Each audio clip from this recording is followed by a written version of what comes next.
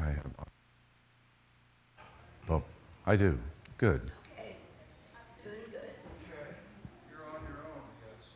Good morning. Well, been there, done that.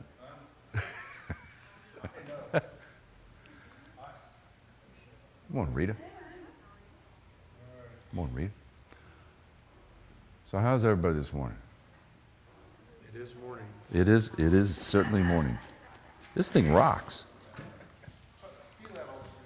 I didn't know that. If that was three-legged, there'd be less of a chance of that happening. That's true. Well, actually, it is three. It's three now, and it's three again. It's just depends on which way It you're just leaning. depends on which way I'm leaning, but it's a.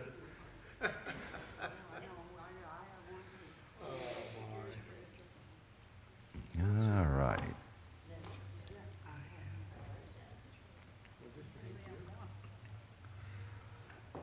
Oh, no problem. Casual. How are you? You're good? Yeah. Good. All right. We're still in Kingdom. We're still in chapter 13.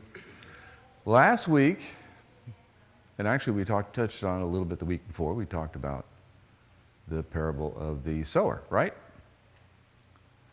And I always got these two confused. The one what we're going to talk about, I never thought about it very much until last couple times I used it in a sermon and things like that. You know, it helps when you turn this thing on. Uh-oh. There we go. But in the last one, he didn't say the kingdom of heaven is like. But in all these, in the rest of 13, he says the kingdom of heaven is like. So he began to talk about facets of heaven and the kingdom. So Jesus told them another parable. So he's following up on the first parable, which was the parable of the sower. The kingdom of heaven is like a man who sowed good seed in his field. But while everyone was sleeping, his enemy came and sowed weeds among the wheat and went away. When the wheat sprouted and formed heads, the weeds also appeared. The owner's servants came to him and said, "Sir, didn't you sow good seed in your field? Where then did the weeds come from?" So it's another agrarian parable, since they were an agrarian society. So how's this one different from the last one?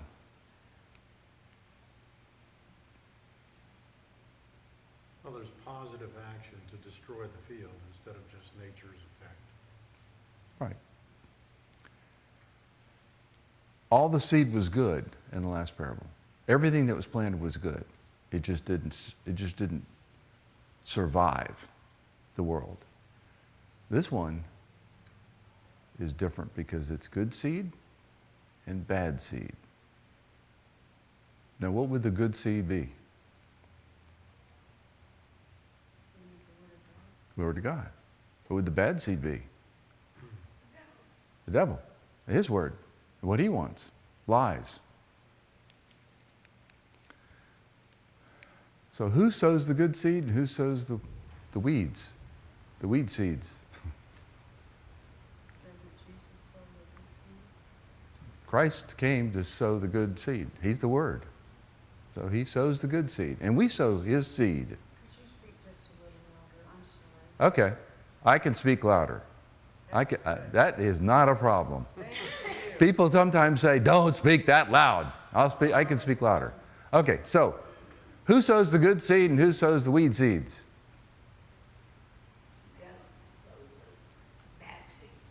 The devil sows the bad seeds, the weed seeds, okay? Good seed. Rita already says, Jesus, he's the Word. He's the Word, and we sow that seed that he sowed us. We don't have really any latitude to change it. We just have to sow the good seed.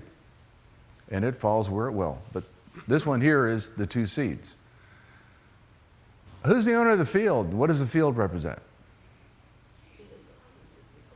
Huh? Okay. And what does the field represent?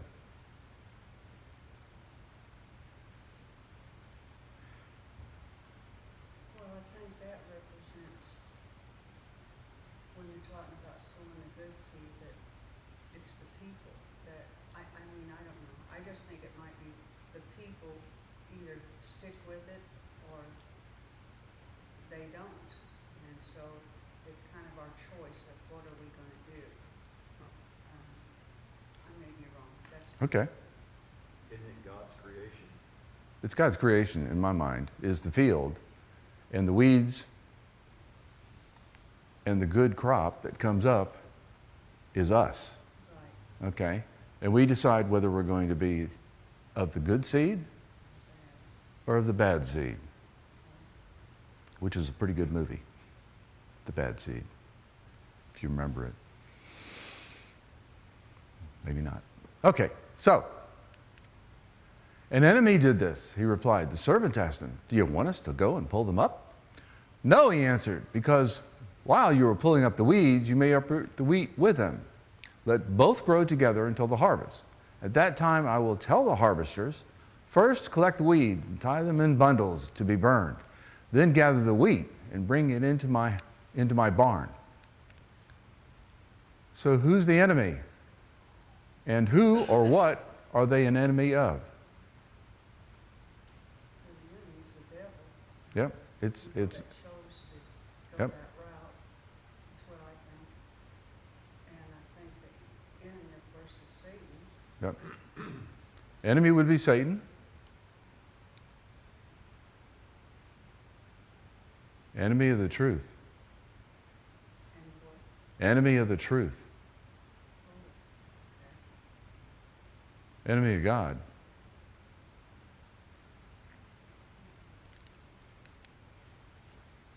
So what's the risk to uprooting the weeds early before the harvest? You don't, you're gonna damage some of the good crop, and you're not gonna give it a full opportunity to produce. Have you ever pulled weeds around your good plants? Yes. Which grows faster and bigger? Weeds, every time. They got better roots too, don't they? Yeah. So the roots intermingle between the weeds and the good plant. So when you pull up the weed, it's going to pull some of those roots up. And it may pull up the plant that you want to keep. So that's the risk. Wouldn't want to carry that metaphor too far. So what does a harvest represent? Judgment.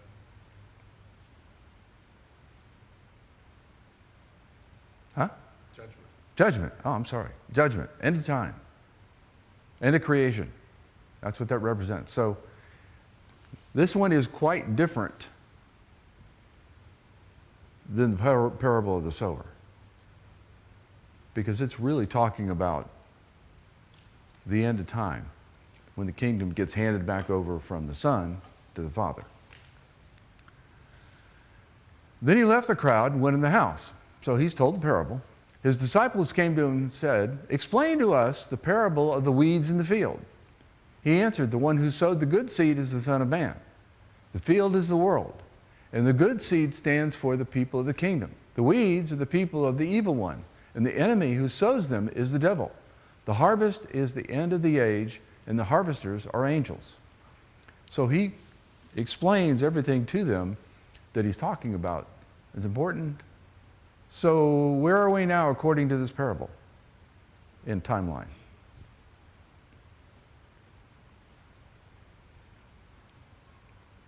Growth phase. Growth phase. Yeah. We're in the field, which is the world. And in the world, there are those who are of God, wheat, or whatever it was, and those who are not of God, weeds. What age is this the end of?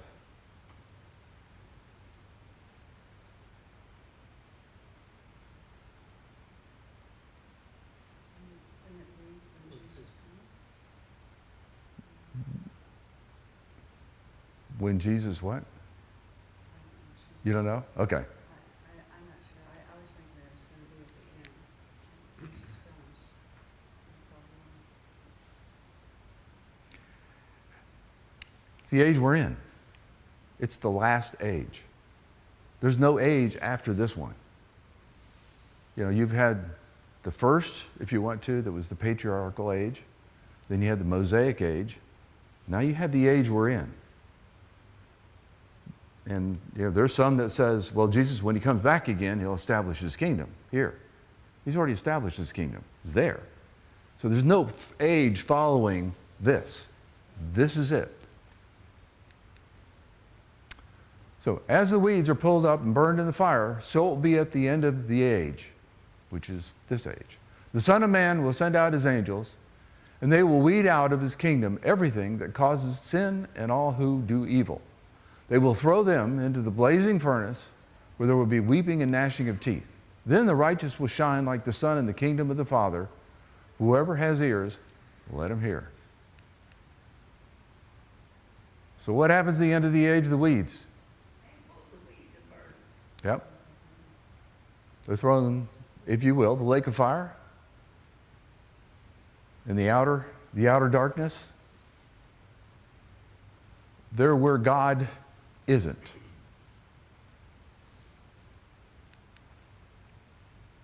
What happens to the righteous crop? They're in the kingdom with the Father.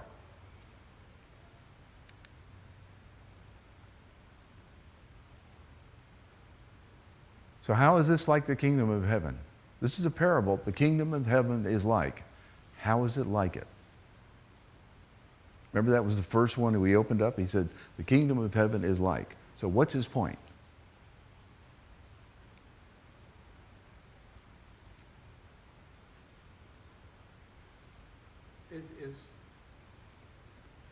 Is it to show a distinction between his earthly kingdom and his heavenly kingdom? Well, that may be certainly part of what he's trying to do, because remember, he's trying to reshape their heads to say, you need to understand what my kingdom is going to be. And it's not going to be what you think it is. So that may be part of that is head shaping a little bit to the disciples. But how else is it like the kingdom of heaven? What else? Doesn't it say there will be justice? There will be what? Justice. There are some who are following the evil one, and there are the ones that are following God. You may be being persecuted for following for Christ, for following me, for following him. But in the end, justice will prevail. God will collect the righteous, and they'll shine with him in heaven. So he's trying to say, also in my mind, heaven will be pure. The people that you have that are of the evil one in this world, when you get to heaven, they won't be there.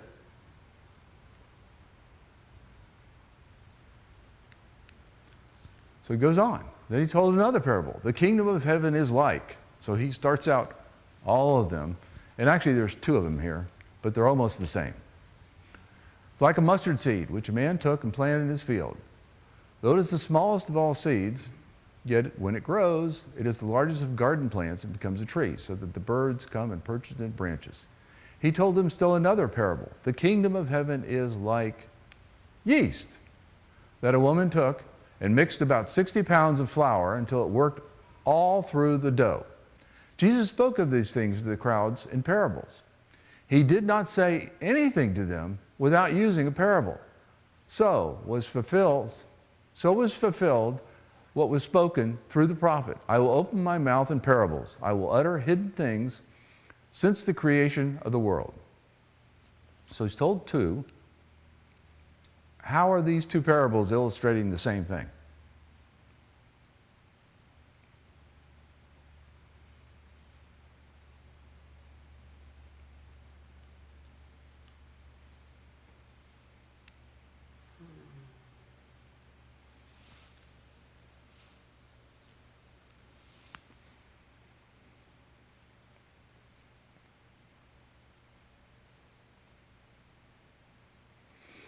How big is one little instance of yeast?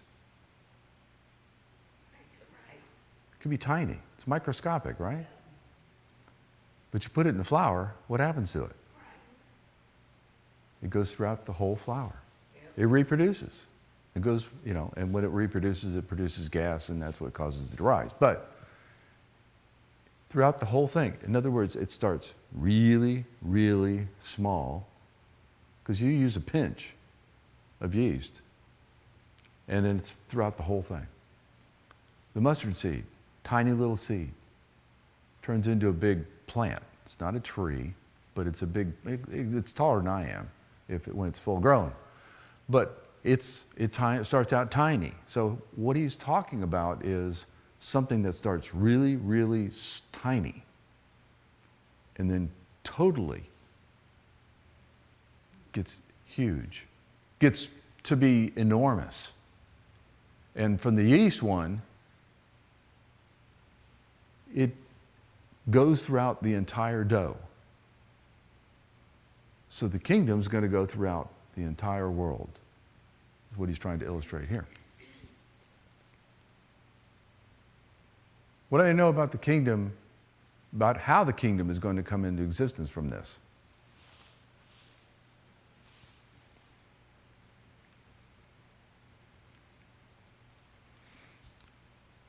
What are they thinking on how this kingdom is going to be established? What are the disciples thinking? How would it be, common knowledge or understanding of how the kingdom is that they think is going to be established?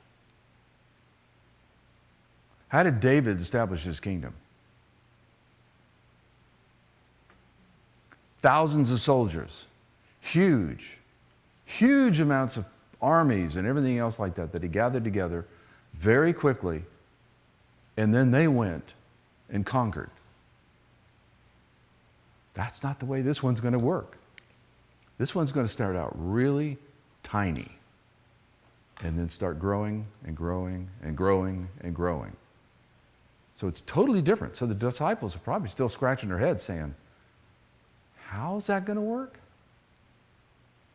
Because it's counterproductive to what their thought of the kingdom is, which is going to be this big army that goes in and just mows down the Romans. Are they still not also fighting the earthly concept versus the heavenly concept? Oh yeah, this is counterproductive to an earthly concept. He's trying to get them to think, and he keeps saying, the kingdom of heaven. Well, this ain't heaven. This is the earth. This is the creation. This is not heaven. So he's constantly trying to bring them along. So we've had one aspect about the kingdom and what it's going to be like is it's only going to have the people who wanted to follow God in the kingdom for the last one. And this one, he's described another facet of the kingdom is to say it's going to start out really, really tiny. What is that tiny part of it that it starts out with? I think Nora. Huh? Christ. Jesus, yeah. Starts out with one man and just grows from there. The kingdom of heaven is like, same thing. Treasure hidden in a field. When a man found it, he hid it again. And then in his joy went and sold all he had and bought that field. Again, the kingdom of heaven is like a merchant searching for fine pearls. When he had found one of great value, he went away and sold everything he had and bought it. So how are these two parables illustrating the same thing?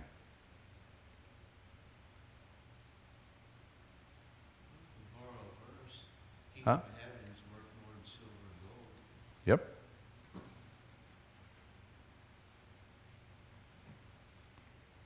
To that point, the kingdom of heaven is worth more than anything you can have on this earth, and it's worth giving up everything you have here in order to obtain it. It's that valuable. That's his point. Thank you, Clayton. So what attribute is being described with regards to the kingdom? This is another attribute of the kingdom.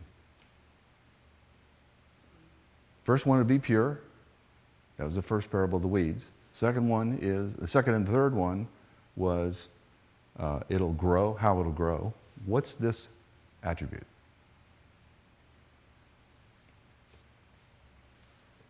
It's invaluable. It's invaluable.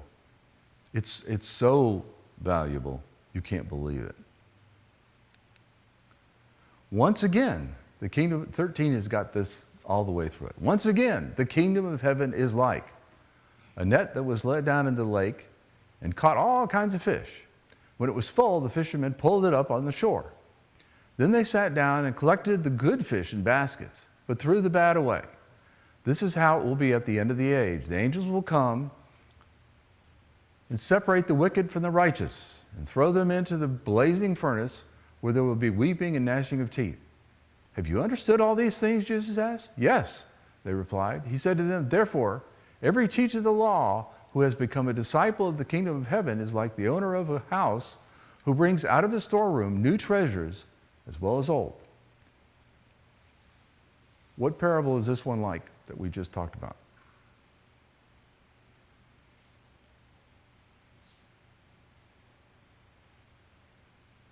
Well, you've got separation of good and bad again. Mm-hmm. So it's And the... you've got an additional reference to the weeping and gnashing of teeth. Mhm. That would be the parable of the weeds. So it was the first one we talked about, which is what my first question was. So what is Jesus comparing with regards to the teacher of the law?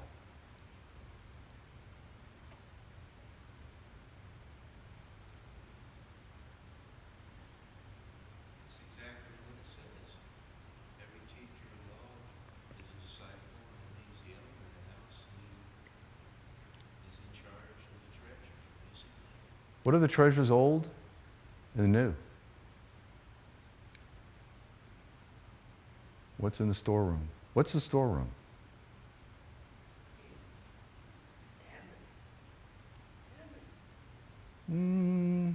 Close.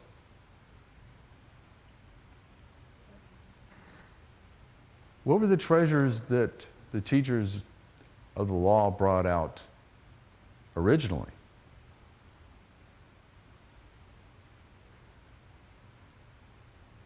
Wouldn't it be the Pentateuch? Wouldn't it be what they taught was in the Old Testament? What's the new? Jesus, what he taught. So he says, every teacher of the law who has become a disciple of the kingdom of heaven. In other words,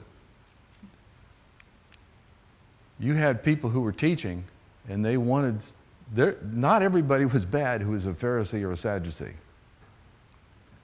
Not everybody who was on the Sanhedrin was bad. And there were, in my mind, ones that were going to follow Christ. So they would be having the Old Testament, but then they would also understand the New and how it went together. And I think that's what he's talking about here. Well, the Word of God is the treasure. And Yep. that's the Old Testament and the New Testament. Yep. And you're responsible when you're teaching to know and treasure both because one complements the other. You certainly have a lot of things that we've studied in this class in the Old Testament where there was prophecy about Christ, and you see it fulfilled through the writings in the gospel. You see a lot of references from Paul as well as Christ throughout the Gospels to the Old Testament where he talks about things. So you see all of that, and what he's trying to say here is to say that, because he adds this on the end. Verse 51 is kind of almost another thought. Did you understand what I talked about with the fish, the good ones and the bad one? They go, yeah, we understood that one. Then he adds on the other part of it about the teacher. Okay? So that's kind of an add-on. I'm not doing very well today. When Jesus came into the region of Caesarea Philippi, he asked the disciples, who do the people say the Son of Man is? They replied, some say John the Baptist, some say Elijah, and still others Jeremiah or one of the prophets. But what about you, he asked. Who do you say I am? Simon Peter answered, you are Messiah, the Son of the living God. So how did Jesus phrase the question that should have made the answer obvious? Huh? Some say, meaning it's not necessarily true. True. But he posed the question, who do the people say the Son of Man is? Does that ring any bells? How about this in Daniel? In my vision at night, I looked, and before me was one like the Son of Man coming from the clouds of heaven. Kind of gave him a clue. But how was Peter revealed? How was it revealed to Peter?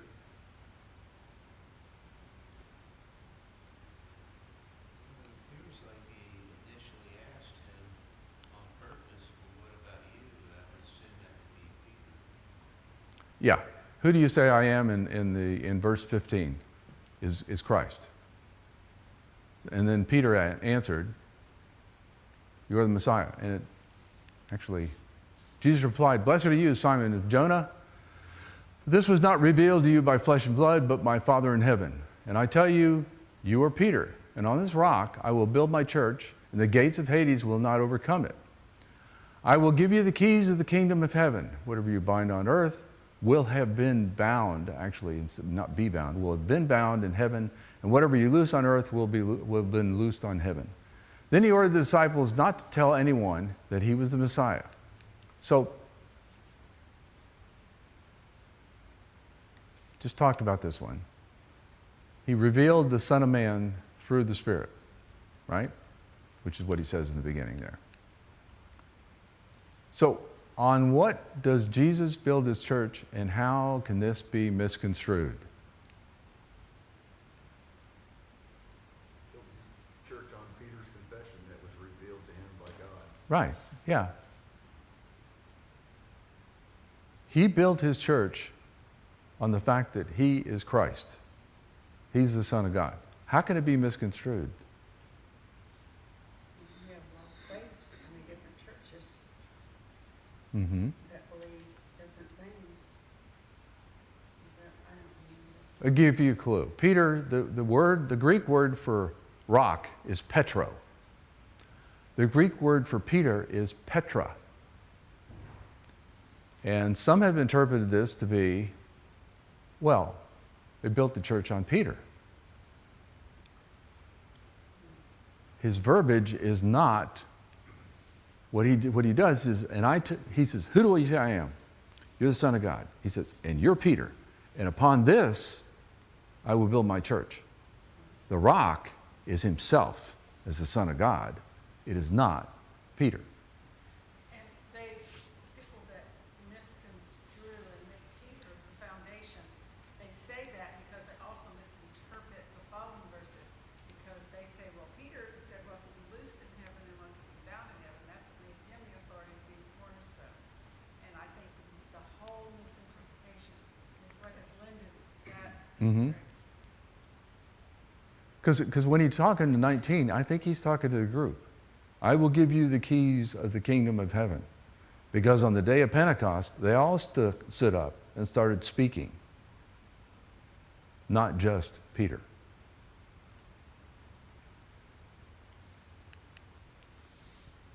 Okay, answered that one.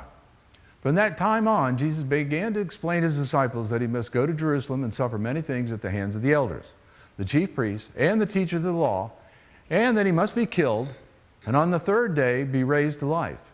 Peter took him aside and began to rebuke him. Never, Lord, he said, this shall never happen to you. Jesus turned to Peter and said to Peter, get behind me, Satan. You are a stumbling block to me. You do not have in mind the concerns of God, but merely human concerns. So has Jesus told him before he must die?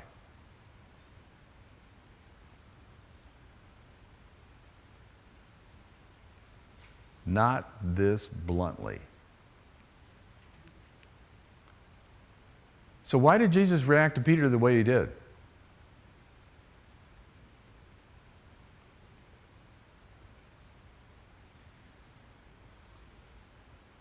Peter needed control. Peter wasn't somebody you could say, now look, wait a minute, and then get into a discussion. He needed to Peter's always charging ahead. You stop somebody charging ahead by Yep. getting their attention. Yeah. Sometimes, like with Paul, you got to hit him with a 2x4. I think the other part about it is to get his attention. I think the other part about it is that was a temptation for Christ. Remember on the night in the Garden of Gethsemane? He said, "Please let this cup pass from me." It was a temptation for him. And Peter wasn't helping. He reveals where it comes from, get behind me, Satan. Yeah, yeah. Because if he didn't die, we wouldn't have salvation. Yep. So why do you think the Holy Spirit did not reveal that his death and then raised why do you think that the Holy Spirit did not reveal that his death and then raised to life would usher in the kingdom? He didn't explain that. He said, "I'm going there and they're going to kill me." This is one of those ones where we really don't have a good answer, but it is kind of interesting. He didn't explain it at this particular point to say, "I'm the sacrifice. The reason I'm going there is I am perfection, and I am the sacrifice. I am the perfect sacrifice to fulfill God's justice. I'm going to pay the price. You're not." I think that was too much for him. Peter's reaction indicates that it was too much for him. Yep. He could not conceive at that point in time of not being with Jesus. Yep. And we're still struggling with the earthly kingdom. We haven't made that total transition. No, And, this is slow. you know, just, Peter's just saying what probably most of the others are thinking. Probably so. Peter talks first, thinks second. But the rest of them are going, "Yeah." Probably. They're looking and going, "Yeah, you're not going to die. I've seen your power. How in the world are they going to kill you? You know, this is ridiculous." You've got to love and admire Peter because his love for the Lord was unwavering. Yeah. He loved him to the core of his being. But you're right. You do see he's fervent, but he acts totally on impulse. I mean, he sees Christ walking across the water. He jumps out of the boat and runs towards him on the water. Till he gets about halfway there and he goes, "I'm on water." It starts sinking. That's Peter. When they come to take him in the garden, Peter cuts off the ear of the servant of one of the guards. I think he had the only sword too. It's his job to protect it Well, yeah. In his He had the sword. in his mind. Yeah. Now there was 100 soldiers there because that was what came for him, but that's what he did. Then Jesus said to the disciple, "Whoever wants to be my disciple must deny themselves and take up their cross and follow me. For whoever wants to save his life will lose it. But whoever loses his life for me will find it. What good will it be for someone to gain the whole world, yet forfeit their soul? Or what can anyone give in exchange for the soul? For the Son of Man is going to come in his Father's glory with angels. And then he will reward each person according to what they have done. Truly I tell you, some of who are standing here will not taste death before they see the Son of Man coming in his kingdom."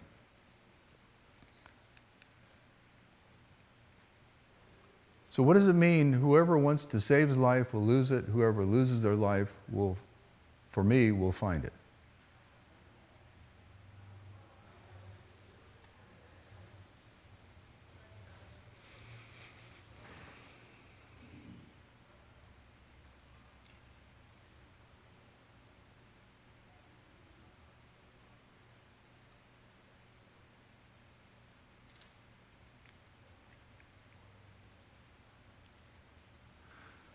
Whoever wants to save their life will lose it.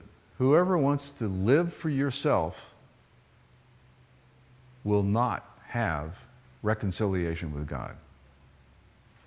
Whoever loses their life for me will find it. Whoever decides to give up their self and live for God, they will find life with God. They will be reconciled. That's what he's saying. But he's talking about it, and I'm sure they're going, what? Again, it's on an eternal level. It's on an eternal level, and if you think about life from the standpoint of being separated from God is death, being joined to God is life, it makes sense. But they're thinking about it is death is physical death and life is physical life. And he's talking about spiritual. So they're not even on the same page at this particular point. What is given in exchange for our soul? Life or death, depending on who gets it. That's right. Can we do it ourselves? No. What's given in exchange is a perfect sacrifice, Christ.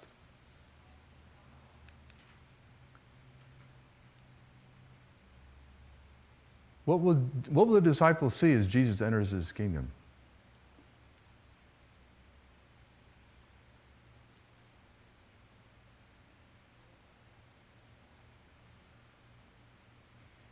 Didn't they see him go up into the heavens? That was the last thing they saw. The next time he's going to come like that will be the end of the age. That's what he saw. That's what they saw. They didn't understand, but that's what they saw. Is that possibly when they fully got grasp of the kingdom of heaven? No. No. The angel said, why are you looking at him? I mean, he's going to come back again just like that, but why are you looking at him?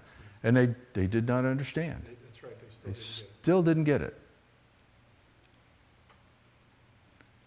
So in 18, now we've gone from 16 to 18. At that time, the disciples came to Jesus and said, who then is the greatest in the kingdom of heaven? And he called the child to himself and set him before them and said, truly I say to you, unless you are converted and become like children, you will not enter the kingdom of heaven. So what might the disciples have had in mind when they asked their question, who then is greatest in the kingdom of heaven? It could be based on the law about what you do or what you have. Yeah, yeah. There's probably the disciples is a small group. It may be down to just the 12, but it's the disciples. Where am I going to be in this rank? Who's going to be a general? Who's going to be a corporal? You know? How much am I going to get repaid for following you? They're still thinking worldly. So how do you think when he gave his response, what do you think they did? Yeah. I have to become like a child? Wait a minute. If I'm going to be the greatest in heaven, wouldn't that be like a general? You know? Something great like that? So how can you be converted like a child? What do you mean? Childlike in purity of thought and acceptance and love. Acceptance, love, yes. Purity of thought. I've known some child that, Yeah, but none of them start that way. yeah. I know it's kind of a reach, but I think that to Adam and Eve, they were like children. They didn't know what they were doing. That's right. So God didn't hold them accountable. That's right. Once we become Christians, we still do wrong, but God forgives us and doesn't hold us accountable. And they don't understand that. They don't understand. How does the child get along in the world? They are totally dependent. Totally dependent. They may do things wrong, but they are totally dependent on their father and their mother. but mostly the Father. And that's part of what he's saying is, you have to be totally dependent on me to obtain your salvation.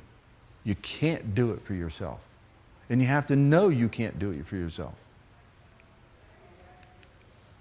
Whoever then humbles himself as this child, he is the greatest in the kingdom of heaven. And whoever receives one such child in my name receives me. But whoever causes one of these little ones to believe in me to stumble, it would be better for him to have a heavy millstone hung around his neck and to be drowned in the depth of the sea. Talked a little bit about the attributes of the child that we're to have. That demonstrates humility. But how does a child demonstrate humility? How do most children demonstrate humility? Some don't. Through love and good behavior. Good behavior, doing what they're told, trying to please. How much does a child try to please their parent? A whole bunch. I want to do something to please you. Something else children do is when something goes wrong, they go to their parents. That's true. They do. They do. Forgiveness. For forgiveness or whatever they need, but they go to their parents for help. If they know they need help, they go to their parents for help. They look for their parents for protection. And that kind of humility to say, I can't do it on my own. I can't do it myself, which is going to lead into talking about rich people, which we're not going to talk about today because we don't have time. What does it mean by someone who stumbles? What is stumbling?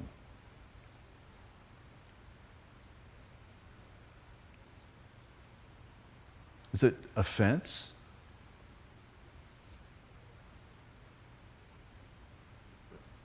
Leading somebody Stumbling is astray. falling short. Leading somebody astray.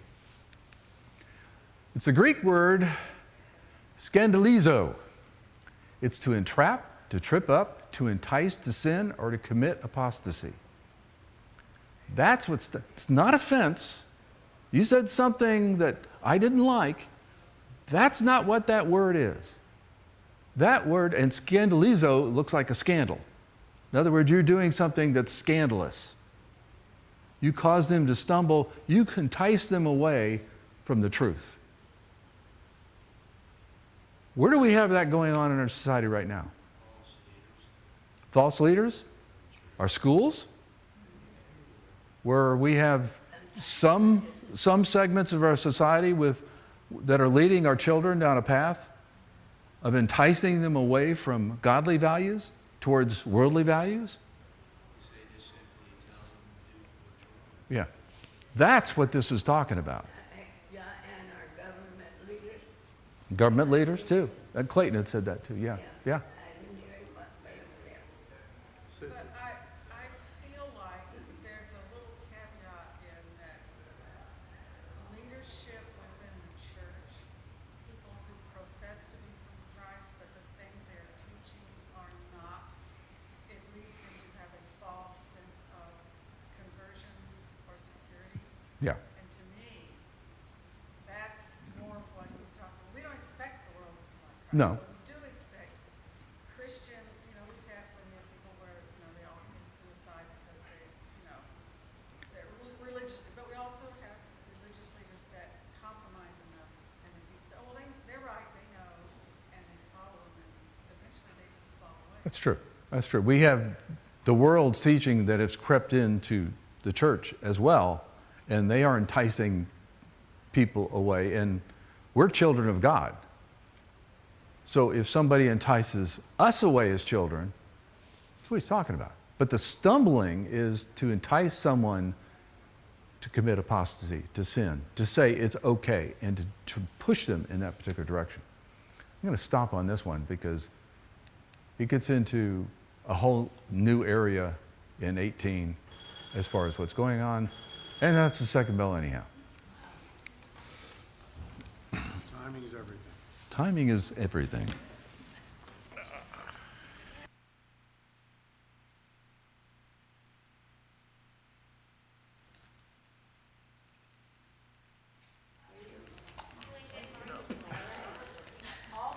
Can't set that on. It doesn't work.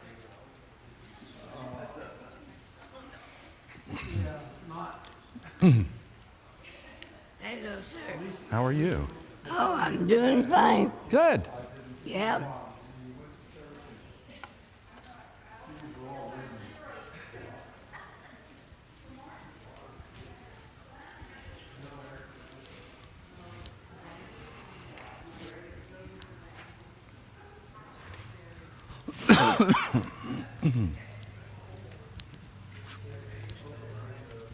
Okay, I watch that.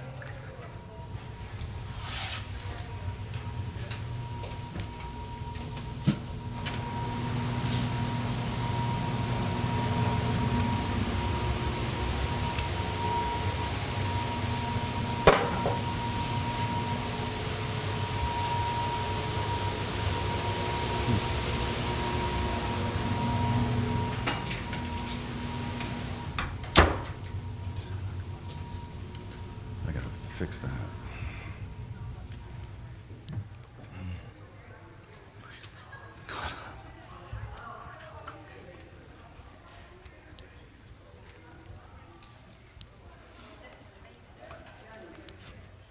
Good morning.